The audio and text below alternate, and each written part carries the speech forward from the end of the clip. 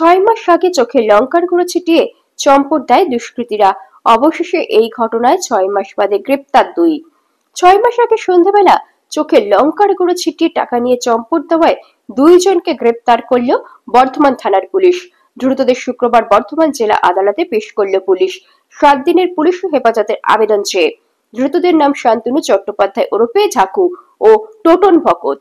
স্থানীয় সূত্রে জানা যায়, গ্রেপ্তার হওয়া দুজনেই বর্ধমান শহরে সক্রিয় বিজেপি কর্মী।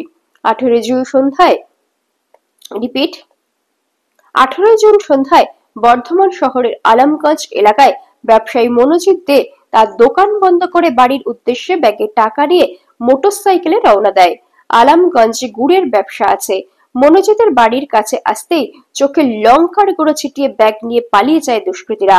এই ঘটনার পরই গোটা এলাকায় ব্যাপক চাঞ্চল্য ছড়ায়।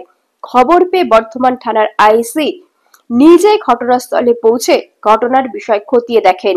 পরবর্তীতে ব্যবসায়ী মনোজিৎ বাবুর অভিযোগের ভিত্তিতে পুলিশ তদন্ত শুরু করে। ঘটনার প্রায় 6 মাস পর অবশেষে বর্ধমান থানার পুলিশ বৃহস্পতিবার 2 জনকে গ্রেপ্তার করল। চোখে লঙ্কার গুঁড়ো ছিটিয়ে এক গুড় ব্যবসায়ীর ব্যাগে থাকা 3,65,000 ও 1.5 ভরি ওজনের গলার সোনার চেন ছিল। ছিনতাই হওয়ার ঘটনায় প্রায় মাস 6 আগে রীতিমতো চাঞ্চল্য ছড়িয়েছিল বর্ধমান শহরে। ঘটনার অভিযোগ পাওয়ার পর থেকে বর্ধমান থানার পুলিশ সেই ঘটনায় জড়িত দুষ্কৃতীদের ধরতে পারছিল না। তবে তদন্ত চলছিলই। শেষমেশ বৃহস্পতিবার বিকেলে ঘোষবাগান এলাকার রানীশয়ের পশ্চিম পাড় থেকে পুলিশ এই ঘটনায় জড়িত একটি মোটর বাইক সমেত 2 জনকে গ্রেপ্তার করে। কিট্টু রিপোর্ট, অগ্নিসংকেত নিউজ, পূর্ব বর্ধমান।